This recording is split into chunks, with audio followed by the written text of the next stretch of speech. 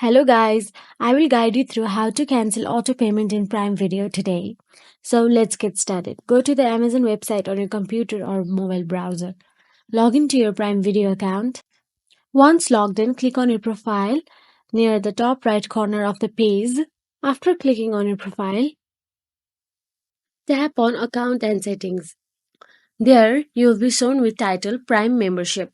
Find the subscription you wish to cancel from the list. Here, I have free subscription. So there is no end subscription available in my page.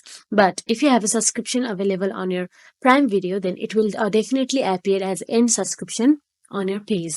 Then locate the subscription you want to end and click on the option to end subscription. Follow the on-screen prompts to confirm the cancellation. And that is it. If you are having trouble finding the cancellation option or have any questions, you can also reach out to Amazon customer support for assistance. If you find this video helpful, please like and subscribe our channel. Thank you for watching.